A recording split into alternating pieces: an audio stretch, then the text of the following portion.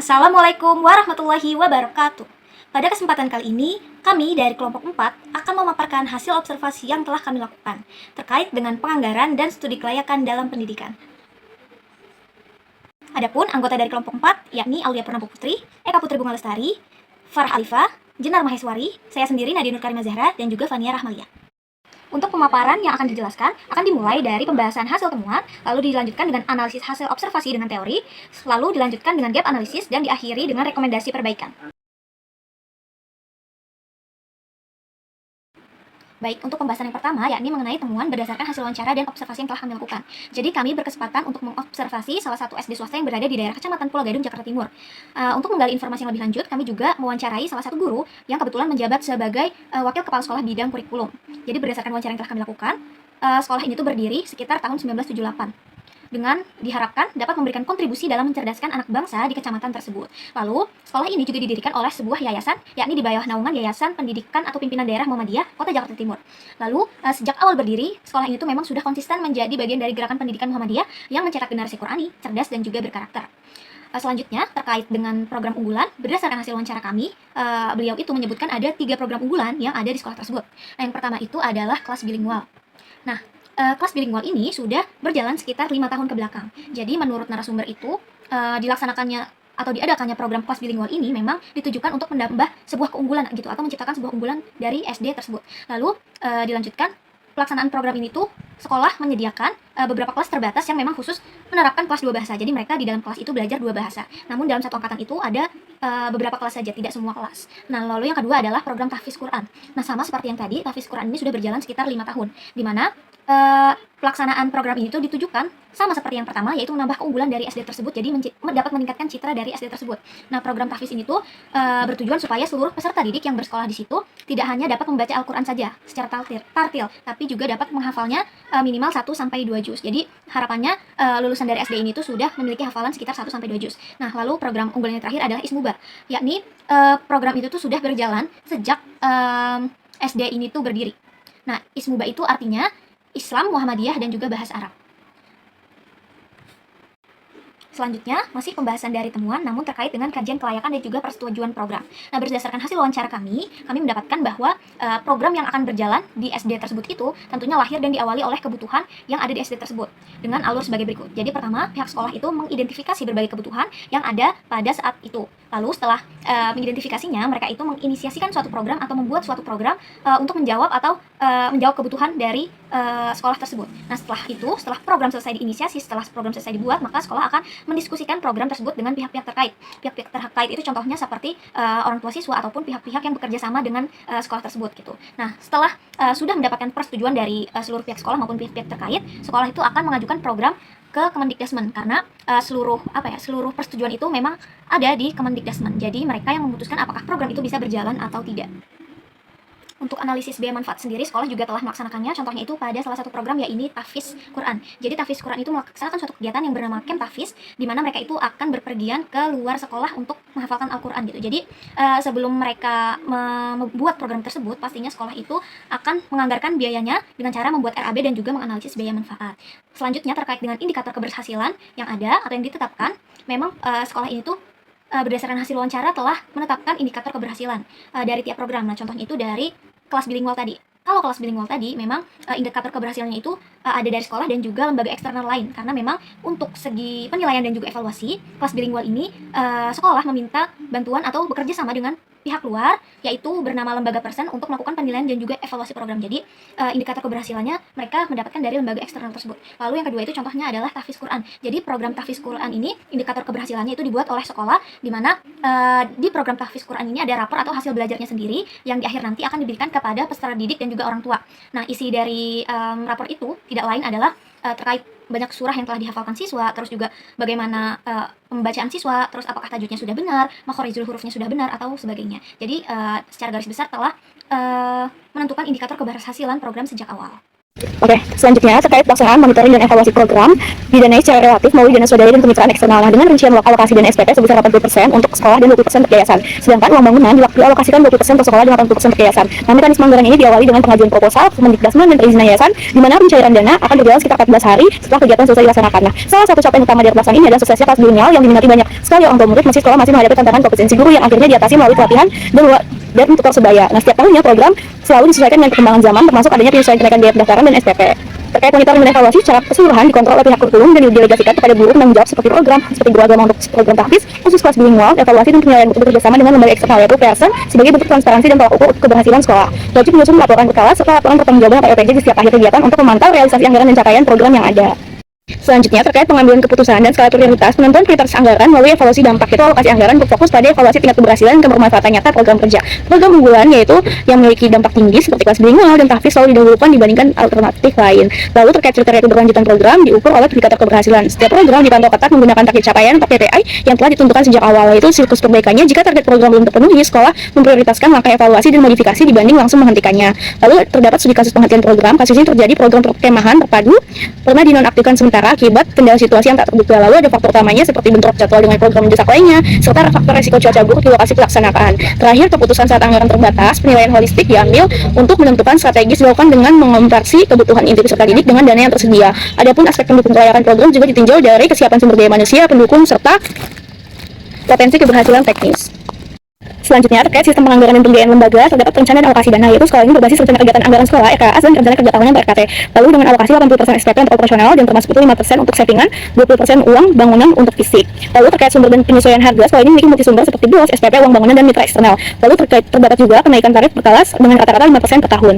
Terkait akuntabilitas, LPJ diawasi oleh Kemendikbudristek langsung dan PCN. Lalu terkait transparansi sekolah, melakukan BDLAD bersama orang tua murid dan publikasi dana BOS di koran pengumuman sekolah. Lalu terkait solusi finansial, sekolah menyediakan opsi cicilan termin 1 dan 2 serta pendekatan persuasif untuk tunggakan siswa yang mengalami kendala. Lalu terdapat juga diskon biaya khusus untuk siswa tahfiz dan lulusan TK dengan satu naungan sekolah tersebut. Terkait digitalisasi, pembayaran via virtual account VA untuk kontrol cash flow real time. Lalu dan solusi manajemen ketat pada pos prioritas gaji guru diawasi oleh langsung Majelis Dikdasmen dan PJN. Selanjutnya kita akan beralih pada hasil temuan analisis, dan pada pembahasan kali ini teori-teorinya bisa dilihat di layar, sementara nanti saya akan jelaskan praktik nyatanya di sekolah tersebut. Yang pertama kita akan membahas soal perencanaan dan penganggaran keuangan, dan di sekolah tersebut digunakan sebuah format standar gitu ya, yang tercermin dari disusunnya RKT atau rencana kerja tahunan sebagai kerangka yang mencakup keseluruhan pemasukan dan juga pengeluaran. Lalu dilakukan juga audit dan pengawasan secara berkala yang mana dilakukan sama Kemendikbudristek dan juga PCM, dilakukan juga sama PJM atau penjamin mutu internal sekolahnya. Lalu fleksibilitas anggaran di mana praktik ini tercermin dalam mekanisme saving anggaran sebesar 5% dari keseluruhan anggarannya. Lalu sistem anggarannya juga terintegrasi dengan sistem digital yang mana ada sebuah aplikasi buat pembayaran SPP dari orang tua ke sekolah gitu ya, dan juga ada juga kontrol keuangan melalui Google Spreadsheets.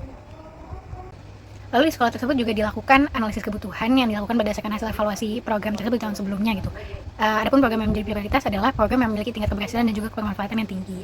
Lalu dilakukan juga perencanaan anggaran multi tahun dan juga peningkatan kompetensi. Tapi untuk peningkatan kompetensi ini sendiri, sekolah masih perlu meningkatkan kompetensi seperti memberikan pembekalan mengenai cara manajemen keuangan yang baik gitu. Kemudian teori yang terlihat pada analisis keuangan di sini ada beberapa. Yang pertama itu adalah mereka sudah menggunakan penganggaran berbasis kebutuhan atau data driven yang dibuktikan dengan RKT yang disusun berdasarkan analisis lapangan sebelumnya atau need analysis dan juga evaluasi keuangan yang sebelumnya dilakukan. Kemudian itu mereka RKT yang telah disusun itu melalui 2 tahap persetujuan. Yang pertama itu dilakukan oleh Dinas Pendidikan setempat, yang kedua itu dilakukan oleh yayasan itu sendiri.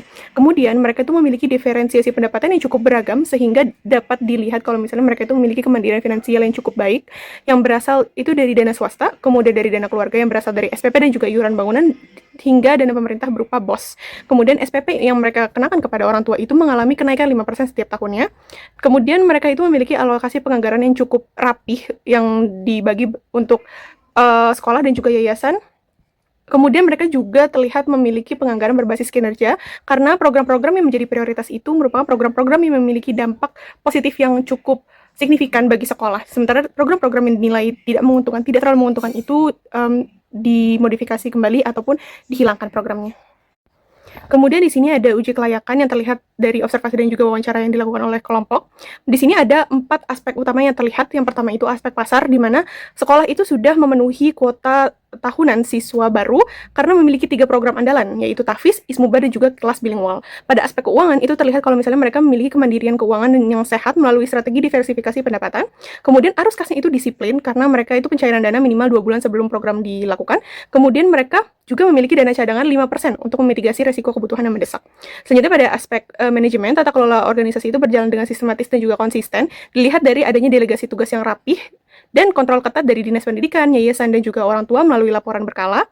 Dan yang terakhir itu aspek legalitas, dilihat berdasarkan observasi dan juga wawancara, mereka memiliki surat operasional resmi yang lengkap, serta program-programnya itu sudah ditinjau secara ketat melalui evaluasi berkala tersebut. Selanjutnya kita akan membahas dari sisi sistem pembiayaan pendidikan, yang mana di sekolah tersebut sudah melakukan yang namanya tata kelola partisipatif dan treatment dari bukan hanya menginformasikan RAB beserta pos-pos pengeluarannya, tapi juga membuka ruang diskusi bagi orang tua peserta didik. Lalu juga masih di tata kelola partisipatif, mereka juga mengadakan tim pelaporan dan juga mencerminkan kalau mereka sudah melakukan tata kelola partisipatif tersebut. Lalu dari sisi integrasi digital, praktiknya belum terlihat dalam sistem pengelolaan keuangan di sekolah tersebut. Lalu yang terakhir, diversifikasi sumber pendapatan praktiknya telah terlihat gitu, misalnya dengan kerjasama dengan CSR, namun sekolah masih membebankan pendapatan terbesar pada SPP yang dibayarkan sama orang tua peserta didik.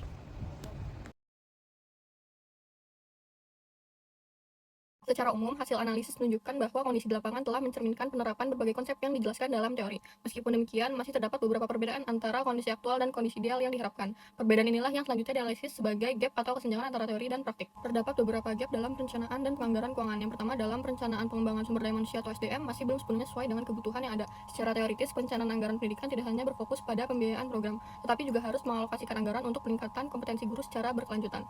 Namun, sekolah masih menghadapi kebutuhan peningkatan kompetensi guru melalui pelatihan dan workshop, sementara perencanaan pembiayaan untuk pengembangan SDM tersebut belum sepenuhnya terakomodasi secara optimal. Akibatnya, terdapat kesenjangan antara kebutuhan peningkatan kualitas tenaga pendidik dengan dukungan anggaran yang tersedia untuk memenuhi kebutuhan tersebut. Yang kedua, perencanaan anggaran, khususnya dalam perencanaan anggaran jangka panjang, ini masih menjadi hal yang perlu dikembangkan. Secara ideal, sekolah perlu memiliki perencanaan anggaran multitahun untuk menjamin keberlanjutan program strategis dan mempersiapkan kebutuhan pendanaan di masa depan. Dalam praktiknya, sekolah masih menyusun anggaran berdasarkan kebutuhan dan evaluasi tahunan. Meskipun pendekatan ini menunjukkan fleksibilitas dalam pengelolaan keuangan, belum terdapat perencanaan jangka menengah atau jangka panjang yang memetakan kebutuhan pendanaan secara sistematis. Kondisi ini menyebabkan perencanaan anggaran lebih berorientasi pada kebutuhan tahunan dibandingkan pada proyeksi strategis jangka panjang. Yang ketiga, pengelolaan dana cadangan. Dalam pengelolaan dana cadangan ini juga masih belum sepenuhnya memenuhi prinsip pengelolaan keuangan yang ideal. Sekolah telah mengalokasikan dana cadangan sebesar 5% dari total anggaran sebagai bentuk antisipasi terhadap kebutuhan tidak terduga. Namun, secara ideal, dana cadangan tidak hanya dialokasikan untuk kebutuhan darurat, tapi juga harus memiliki mekanisme penggunaan, evaluasi, dan pemanfaatan sisa dana yang jelas. Meskipun sekolah telah menyediakan dana cadangan sebagai bentuk fleksibilitas anggaran, belum ditemukan informasi rinci mengenai prosedur penggunaan dan pengelolaan dana tersebut. Akibatnya, terdapat potensi dana tidak terpakai yang hanya diakumulasikan ke periode berikutnya tanpa perencanaan pemanfaatan yang jelas. Kondisi ini menunjukkan adanya kesenjangan antara praktik pengelolaan dana cadangan yang berjalan dengan prinsip pengelolaan keuangan yang efektif dan efisien. Yang keempat adalah proyeksi risiko keuangan. Proyeksi risiko keuangan yang dilakukan sekolah masih belum sepenuhnya komprehensif. Secara teori, perencanaan keuangan yang baik harus disertai dengan identifikasi dan analisis berbagai risiko yang dapat memengaruhi stabilitas keuangan lembaga pendidikan. Namun, belum ditemukan analisis risiko keuangan yang sistematis terhadap potensi risiko seperti perubahan jumlah peserta didik, keterlambatan pembayaran SPP, kenaikan biaya operasional, maupun perubahan kebijakan pendidikan. Akibatnya, perencanaan keuangan sekolah masih lebih berfokus pada kebutuhan yang telah diperkirakan dibandingkan pada berbagai kemungkinan risiko yang dapat terjadi di masa mendatang. Selanjutnya ada analisis keuangan. Yang pertama, analisis keuangan belum mendalam. Analisis keuangan dilakukan sekolah masih berfokus pada kesesuaian antara anggaran dan realisasi, tingkat keberhasilan program, serta laporan pertanggungjawaban. Padahal analisis keuangan yang ideal juga mencakup pengukuran efisiensi penganggaran dana, produktivitas anggaran, dan manfaat yang dihasilkan dari setiap alokasi dana.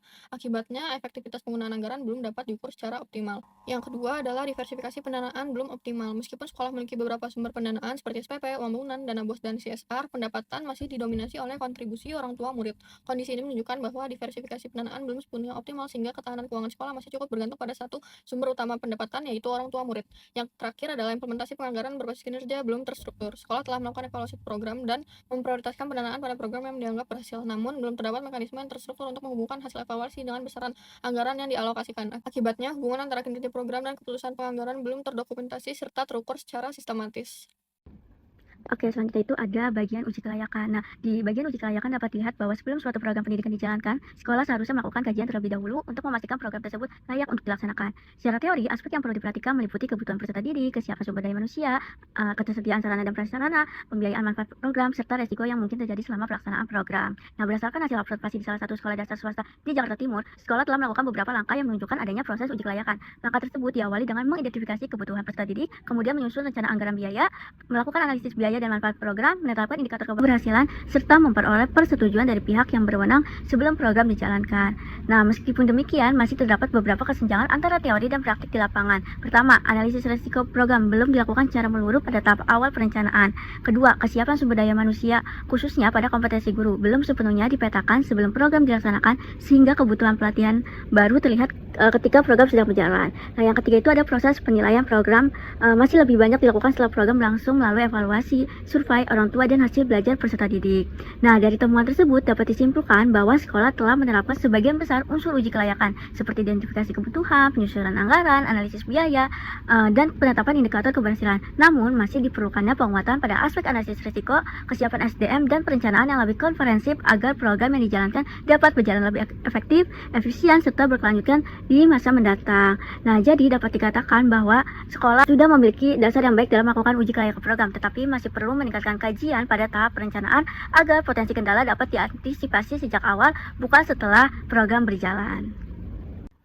Oke, selanjutnya itu ada aspek sistem pembiayaan pendidikan. Nah, sistem pembiayaan pendidikan berdasarkan teori yang dikemukakan oleh Susanto 2025, pembiayaan pendidikan merupakan proses perencanaan, pengalokasian, pelaksanaan, pengawasan, dan pertanggungjawaban dana pendidikan yang bertujuan mendukung pencapaian tujuan pendidikan secara efektif, efisien, transparan, dan akuntabel. Nah, berdasarkan hasil observasi dan wawancara, lembaga pendidikan yang menjadi objek penelitian telah menerapkan proses tersebut melalui penyusunan rencana kerja tahunan atau RKT dan rencana anggaran biaya atau RAB. Nah, sebagai dasar dalam pengelolaan anggaran, sumber pendanaan yang digunakan berasal dari beberapa sumber seperti dana BOS, SPP, uang bangunan, serta kerjasama dengan pihak eksternal. Nah, selain itu, penggunaan dana juga dilaporkan secara berkala melalui laporan pertanggungjawaban kepada pihak terkait dan orang tua yang turut dilibatkan dalam pembahasan biaya kegiatan sekolah. Nah, jika dibandingkan dengan teori, terdapat beberapa kesesuaian ditemukan.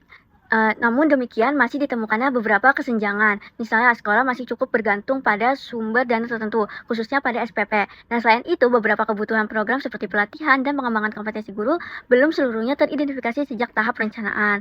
Nah, integrasi antara perencanaan program dan perencanaan pembiayaan juga belum sepenuhnya optimal. Nah, jadi oleh karena itu diperlukannya penguatan perencanaan pembiayaan jangka panjang, pengembangan sumber pendanaan alternatif, serta peningkatan integrasi antara perencanaan program dan pembiayaan anggaran untuk keberlangsungan program pendidikan supaya dapat berjalan lebih efektif dan berkelanjutan.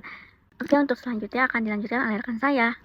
Berdasarkan hasil observasi dan wawancara yang telah kami lakukan pada SD swasta tersebut, dapat disimpulkan bahwa secara umum telah menunjukkan praktik pengelolaan anggaran dan program pendidikan yang baik melalui tata kelola yang akuntabel, transparan, dan juga melibatkan berbagai pemangku kepentingan. Namun, perlunya peningkatan pada aspek perencanaan yang lebih proaktif dan komprehensif, diversifikasi sumber pendanaan yang lebih luas, serta integritas sistem digital keuangan yang lebih menyeluruh masih sangat diperlukan supaya pengelolaan sekolah itu semakin efektif, efisien, dan juga berkelanjutan dalam jangka panjang.